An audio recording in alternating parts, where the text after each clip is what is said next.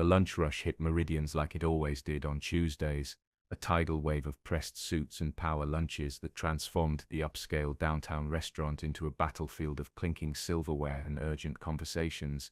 Maya Torres moved between the tables with practiced efficiency, balancing 3 entrees on her left arm while her right hand expertly placed a 4th plate in front of a man who barely acknowledged her existence. She'd been doing this for 6 years now, ever since she dropped out of nursing school when her mother got sick, and she knew every rhythm of this place, every surge and ebb the crowd, every type of customer who walked through those mahogany doors, the businessmen who snapped their fingers for service, the socialites who ordered salads they never finished, the young executives on expense accounts who tipped well when they were trying to impress someone. Maya had learned to read them all, to anticipate their needs before they voiced them, to become essentially invisible while still providing impeccable service. It was a skill that had kept her employed and relatively stable, even if it wasn't the career she'd dreamed about during those late nights studying anatomy and pharmacology. But dreams didn't pay for her mother's medication or keep the lights on in their cramped apartment in Southside.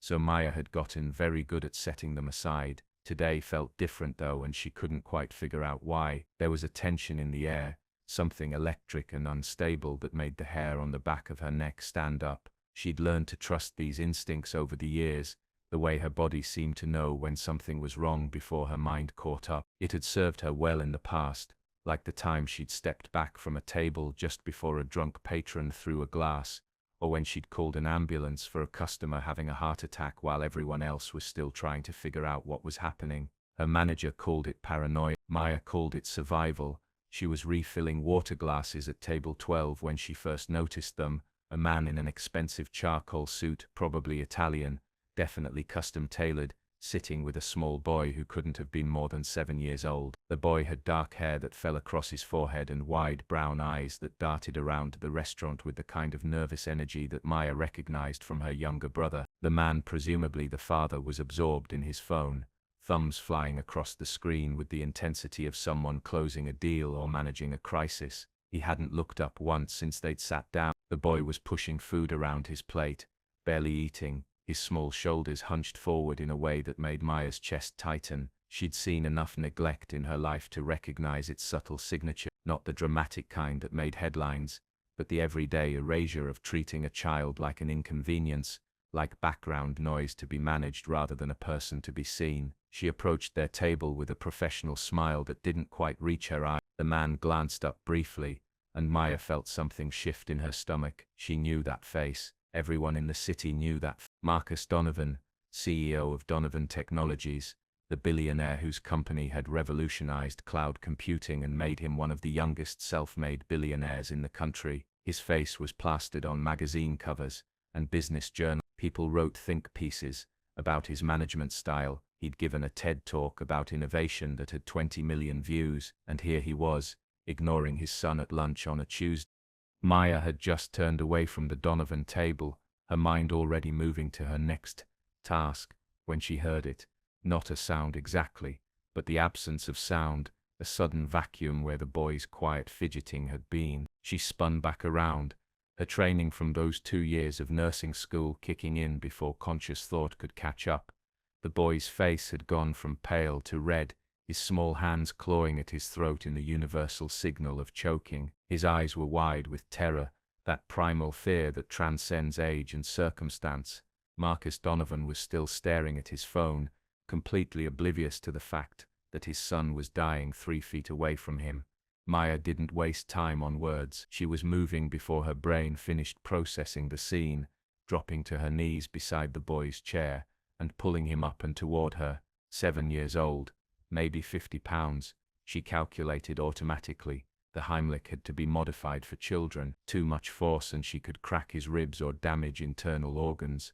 Too little and whatever was lodged in his airway would stay there, and the boy would lose consciousness in about 90 seconds. She positioned her fist just above his navel, her other hand wrapped around it, and delivered a quick upward thrust. Nothing. The boy's face was darkening now, moving from red toward purple. She could feel his small body going rigid with panic. Around them, other diners had started to notice. A woman gasped. Someone said they should call 911. Marcus Donovan had finally looked up from his phone, his face a mask of dawning horror. Maya blocked it all out. Second thrust, sharper this time, more forceful, still nothing. The boy's hands were weakening now, his clawing becoming more desperate, but less coordinated. Maya's own heart was hammering against her ribs. She'd practiced this in school on dummies and with supervised scenarios, but she'd never actually done it when it counted, never felt a real child dying in her arms while seconds stretched into nightmares. Third thrust, and she felt something give. A piece of steak, probably too large, shot out of the boy's mouth and skittered across the expensive hardwood floor. The boy sucked in a ragged, gasping breath that was the most beautiful sound Maya had ever heard. His body went limp in her arms, the terror-driven adrenaline draining away and leaving him shaking and sobbing. She held him for a moment, feeling his small heart racing against her arm, his breath coming in hitched gasps as oxygen flooded back into his system. Around them, the restaurant had erupted into chaos. People were standing up from their tables. Her manager was rushing over, his face pale. Someone was indeed calling nanny, and Marcus Donovan was staring at her with an expression she couldn't quite read, something between shock and gratitude, and something else, something darker that made Maya's instincts flare again. The boy pulled back from her arms and immediately reached for his father, who gathered him up with surprising tenderness. For a moment, as father and son clung to each other, Maya saw something human beneath the billionaire's polished exterior, a genuine terror at how close he'd come to losing his child. Then the paramedics arrived, summoned by the 911 call, and the moment shattered into a flurry of professional efficiency. They checked the boy's vitals, asked questions about what happened, praised Maya's quick thinking. Marcus Donovan gave a statement, his voice steady but his hands still shaking slightly as he held his son. Maya faded back into her role as waitress, as staff, as someone who existed on the periphery of important people's lives. She picked up the water pitcher she'd dropped and went to clean up table 7, where someone had knocked over a wine glass during the commotion. Her hands were shaking now too, delayed reaction setting in as her body processed what had just happened. She'd saved a life. She'd actually saved a life. The way she'd dreamed about doing back when she thought she'd be wearing scrubs instead of an apron, working in an ER instead of a restaurant. The thought was bitter and sweet in equal measure. Maya didn't expect to see Marcus Donovan again after the paramedics cleared his son and they left the restaurant that Tuesday afternoon. Rich people didn't usually circle back to thank the service workers who'd helped them. They moved through the world, leaving ripples that closed behind them almost immediately, their attention already focused on the next meeting, the next deal, the next crisis. So when her manager pulled her aside 3 days later and told her someone was asking for her at the front, she wasn't prepared for the man in the expensive suit waiting by the host stand. Marcus Donovan looked different than he had at lunch. More composed, certainly, no longer wearing the raw fear of a parent who'd almost lost a child.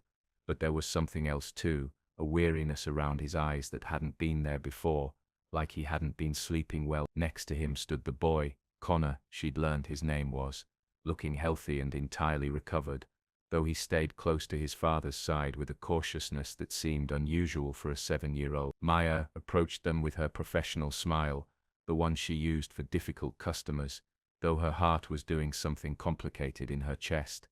Up close, Marcus Donovan was taller than she'd realized, and there was an intensity to his gaze that made her want to look away. But she held his eyes, refusing to be diminished. She'd saved his son's life. That earned her at least that much. Marcus extended his hand, and she shook it, noting the strength in his grip, the calluses that suggested he did more than just sign papers and attend board meetings. His voice when he spoke was deeper than she remembered, carrying the kind of authority that came from years of people hanging on his every word. He thanked her for what she'd done, words that sounded genuine despite being the kind of thing he'd probably said 1,000 times in 1,000 different contexts. Connor thanked her too, his small voice serious and earnest in the way of children who'd had a genuine scare. Then Marcus Donovan said something that made Maya's world tilt sideways. He offered her a job, not just any job, but a position as Connor's nanny, leave-in, full benefits, a salary that made Maya's breath catch, because it was more than double what she made at the restaurant, enough to finally get her mother into a better care facility, enough to maybe, possibly, eventually go back to school. She stared at him, trying to process the offer, trying to figure out the catch because there was always a catch. Rich people didn't just hand out opportunities like this without expecting something in return. Marcus explained that Connor's previous nanny had quit abruptly,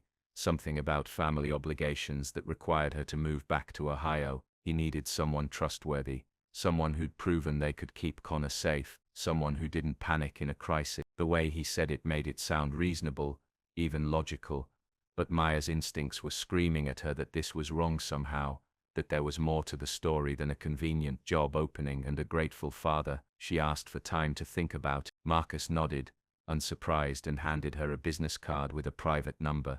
He gave her until Monday to decide. That was 4 days away. 4 days to figure out if she was about to make the best decision of her life or walk straight into something she didn't understand. Maya spent those 4 days in a fog of indecision. She looked up everything she could find about Marcus Donovan online, divorced 3 years ago from Catherine Whitmore Donovan, daughter of the Whitmore banking family, sole custody of Connor, unusual in cases involving this much money, suggesting either Catherine hadn't wanted custody, or there'd been circumstances that made her unfit. His company was worth billions, revolutionary work in secure cloud infrastructure. He gave generously to charity. He had a reputation as demanding but fair. Nothing in any of the articles or interviews suggested anything wrong, anything that would explain Maya's persistent sense of unease. She talked to her mother, who told her to take the job. Don't be stupid. Opportunities like this didn't come along twice. She talked to her younger brother, who warned her that rich people were different, that working for them meant losing pieces of yourself. She didn't sleep much, lying awake in her cramped bedroom, staring at the water stain on the ceiling that looked like a map of somewhere she'd never been.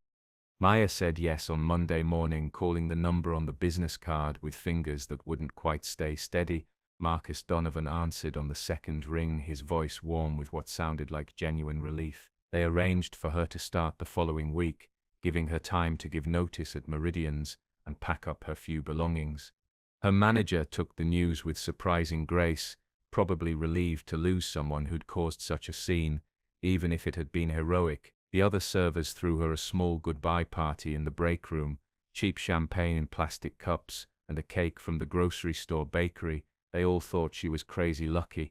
Maya kept her doubts to herself. The Donovan estate was in Bellwood Heights, a gated community north of the city where the houses hid behind walls and ancient trees, where privacy was the ultimate luxury and neighbors existed only as theoretical concepts. The estate itself was modern architecture taken to its logical extreme, all glass and steel and clean lines that seemed designed to intimidate rather than welcome. Maya pulled her beat-up Honda into the circular driveway, feeling like she was driving into a different world. A housekeeper named Mrs. Chen met her at the door, a small efficient woman in her 60s who spoke with a slight accent and smiled with her eyes, but not quite her mouth. She gave Maya a brief tour of the house, pointing out rooms with names like the solarium and the great room and the conservatory, spaces that seemed designed for hosting parties or photo shoots rather than actual living. Connor's room was on the second floor, a sprawling space filled with expensive toys that looked barely touched and books organized by color rather than any system a child would actually use. Maya's room was connected to Connor's by a shared bathroom, smaller than his space but still larger than her entire apartment had been, decorated in neutrals that felt expensive and impersonal. Mrs. Chen explained the house rules in clipped, efficient sentences: breakfast at 7, lunch at noon, dinner at 6. Marcus often worked late and ate at the office. Connor had piano lessons on Tuesdays and Thursdays, tennis on Wednesdays and tutoring on Mondays and Fridays. He was homeschooled, which Miss Chen said with an expression that suggested she had opinions about this arrangement but wouldn't be sharing them. There were cameras throughout the house for security. Maya was free to use the kitchen, the gym, the library, any of the common spaces. Marcus's office was off limits unless specifically invited. The third floor was off limits entirely, a detail Mrs. Chen delivered in the same neutral tone as everything else but which made Maya's instincts flare again. After Mrs. Chen left, Maya unpacked her few belongings, hanging her clothes in a closet that could have fit 20 more wardrobes, placing her books on shelves that stretched empty on either side. She sat on the bed, which was more comfortable than anything she'd ever slept on, and felt completely out of place. This wasn't her world. These weren't her people. She was playing dress-up in someone else's life, and sooner or later, someone was going to notice. Connor appeared in her doorway around 6, hovering at the threshold like he wasn't sure he was allowed to enter. Maya invited him in, and he perched on the edge of her desk chair, small and serious and watchful. They talked for a while, carefully at first, Maya asking about his interests and Connor answering in short, careful sentences that felt rehearsed. He liked dinosaurs, specifically theropods, and could recite facts about velociraptors and tyrannosaurs with the encyclopedic knowledge of a child who'd had a lot of time to read and not much time to play.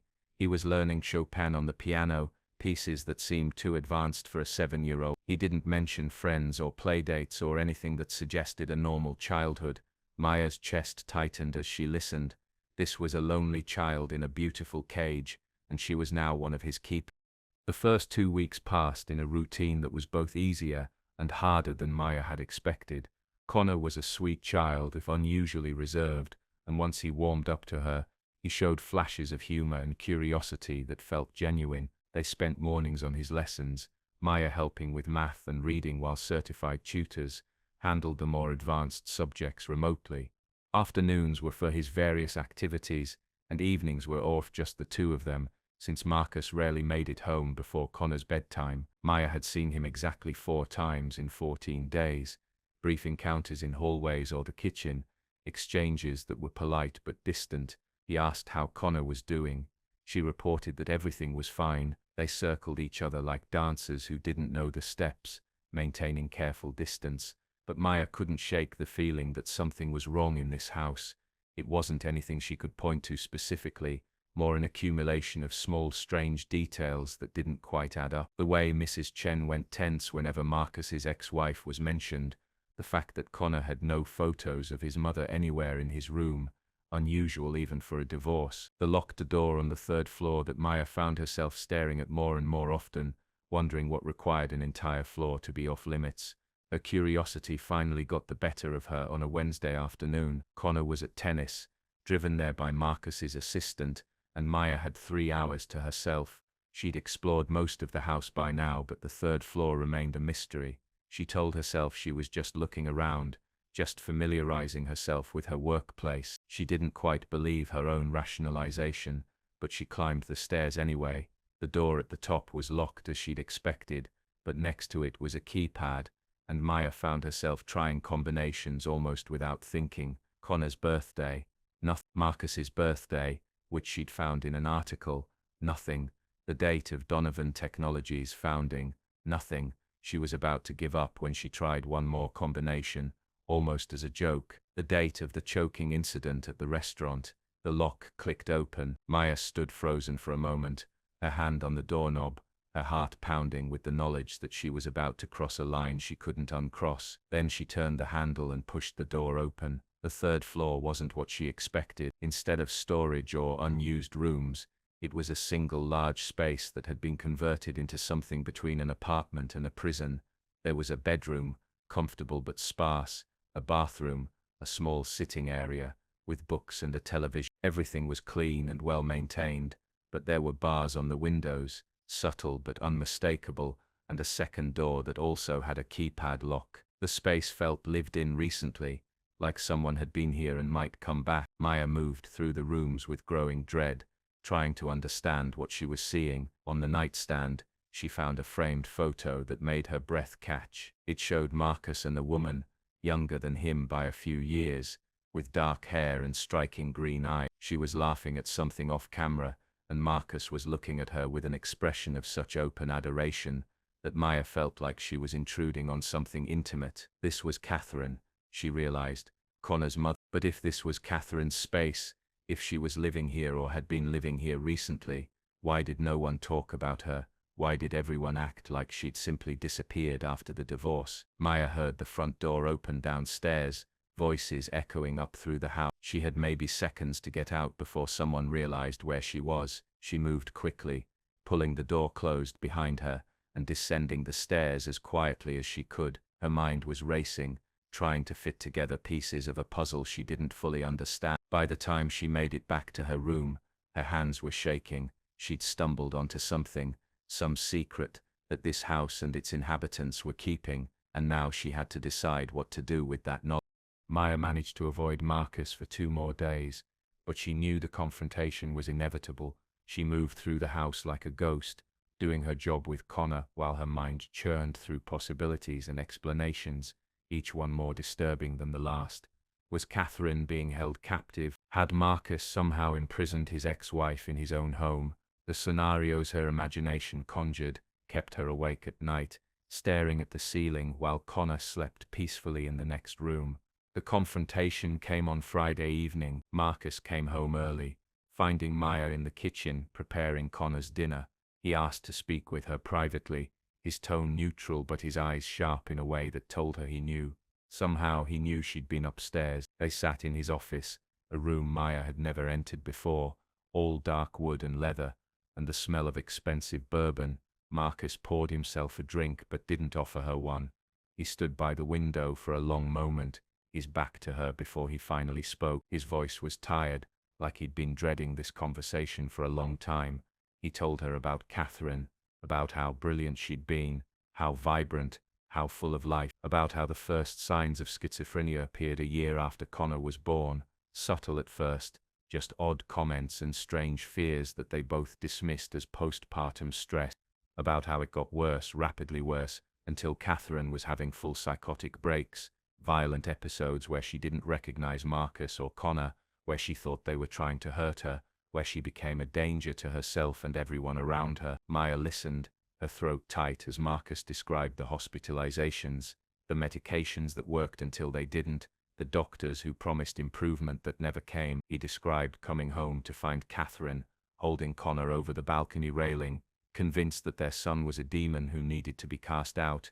He described the terror in his son's eyes, and the choice he'd had to make. Catherine had been declared unfit, committed to a psychiatric facility for treatment, but the facility had been nightmarish, underfunded and understaffed, a place where patients were sedated into compliance rather than actually helped. Marcus had pulled her out after 3 months and brought her home, converting the third floor into a private care unit with round-the-clock nursing. He'd spent millions on her treatment, bringing in specialists from around the world. She'd been stable for almost a year now, lucid most of the time, but the doctors said she might never be safe to live independently again. The divorce had been necessary for Connor's protection, for insurance reasons, for 1,000 practical considerations that had nothing to do with love and everything to do with survival. Marcus had kept Catherine's condition private to protect her dignity, to shield her from the media circus that would have inevitably followed if people knew the billionaire's ex-wife was mentally ill. He'd told people she'd moved away, let them make their own assumptions, anything to keep her safe from scrutiny. Maya sat in silence after he finished, processing the story, testing it against her instincts. It made sense, it explained the locked door, the secrecy, the tension in the house, but it also raised new questions. She asked why he hadn't told her before, why he'd let her take a job in a house where Connor's mother was essentially imprisoned 1 floor above where he slept. Marcus's jaw tightened. He said he'd been planning to tell her once she'd settled in, once he was sure she was staying. He said the previous nanny had quit because Catherine had gotten through the locks during an episode, had wandered into the woman's room in the middle of the night and scared her badly enough that she'd left immediately. He said he understood if Maya wanted to leave too, he wouldn't blame her. He'd give her an excellent recommendation and 6 months severance. Maya realized she had a choice to make. She could walk away, go back to her safe, predictable life at Meridian's, forget she'd ever seen behind the curtain of this family's pain, or she could stay, could help this broken family find some kind of healing. Maya decided to stay. She told herself it was because Connor needed her, because she'd grown attached to the sweet, serious boy who was slowly learning to laugh and play. She told herself it was because the money was too good to walk away from, that her mother deserved better care, and her brother deserved help with college. But if she was honest with herself, a part of her stayed because she'd seen something in Marcus's eyes when he talked about Catherine, a kind of devotion that was rare and precious and heartbreaking. He was a man trying to hold together the pieces of a shattered life through sheer force of will. Maya understood that kind of desperate determination. She'd been living it for years. The next 2 weeks were different. Marcus was home more often, making an effort to spend time with Connor, to be present in a way he hadn't been before. He was warmer with Maya too, their interactions losing some of their careful formality. He showed her pictures of Catherine from before, vibrant and laughing and whole, and Maya began to understand what had been lost. She met Catherine's nurse, a kind woman named Patricia, who'd been with the family for 18 months. Patricia was cautiously optimistic about Catherine's progress, though she warned Maya that setbacks were always possible. Maya never went up to the 3rd floor again, respecting the boundary she'd crossed, but she was aware of Catherine's presence above them like a ghost in the architecture. Then one night everything fell apart. Maya woke to the sound of screaming, not Connor's voice but a woman's, high and terrible and filled with anguish. She was out of bed and into Connor's room before she was fully awake, finding him huddled under his covers, terrified. The screaming was coming from somewhere in the house, growing louder, interspersed with the sound of things breaking. Maya gathered Connor into her arms, feeling his small body shaking against her, and made the split-second decision to get him out of the house. She carried him down the back stairs, heading for the door that led to the garage, but Catherine found them first. She appeared at the bottom of the stairs, wild-eyed and disheveled, her hair tangled and her face streaked with tears. She wasn't violent, not in the moment, but her eyes had the blank, terrible look of someone who wasn't quite present, someone seeing things that weren't there. She was calling for Connor, reaching for him, and the boy buried his face against Maya's shoulder, his whole body rigid with fear. Maya backed away, putting herself between Catherine and Connor, her mind racing through options. She could hear voices upstairs, Marcus and Patricia presumably trying to figure out where Catherine had gone. Maya kept her voice calm and low, the way she'd been taught in nursing school for dealing with agitated patients. She told Catherine that Connor was safe, that everything was okay, that they were going to get her help. But Catherine wasn't hearing her. She was focused entirely on Connor, talking to him in a rapid, desperate stream about how she needed to save him, how they were all in danger, how something terrible was going to happen if she didn't protect him. The delusions were vivid and consuming, and Maya could see Catherine working herself up to do something drastic. Then Marcus was there, moving past Maya with surprising speed, and gathering Catherine into his arms. She fought him for a moment before collapsing against him, her sobs now grief-stricken, rather than terrified. Patricia appeared with a syringe, and Maya turned Connor away so he wouldn't see his mother sedated. The next hour was a blur of activity. Patricia and Marcus got Catherine back upstairs. Connor cried himself into exhausted sleep in Maya's arms, and Maya sat in the darkness of Connor's room, holding this traumatized child and wondering if staying had been the right choice after all. The days after Catherine's episode were tense and fragile, like everyone in the house was walking on glass and trying not to make a sound that would shatter what remained. Connor wouldn't leave Maya's side, following her from room to room with the desperate attachment of a child who'd had his worst fear confirmed. Marcus was a wreck, guilt-ridden and exhausted, making arrangements to move Catherine to a better facility, something he should have done months ago. He apologized to Maya a dozen times, offering again to let her leave with full compensation, but Maya surprised herself by realizing she didn't want to leave. She'd been running her entire life, from her dreams when her mother got sick, from relationships that got too complicated, from anything that required her to be vulnerable or invested. She'd been living in the shallow end, convincing herself it was safer there, that caring too much led only to pain. Watching this family struggle with impossible choices and devastating circumstances had shown her something important about herself. She'd become a waitress because it was easy to be invisible, to serve without being seen, to move through other people's lives without leaving a mark. But saving Connor's life that day at the restaurant had reminded her why she'd wanted to be a nurse in the first place, had awakened something in her that she'd thought was dead. She wanted to help. She wanted to matter. She wanted to be the kind of person who stayed when things got hard instead of walking away.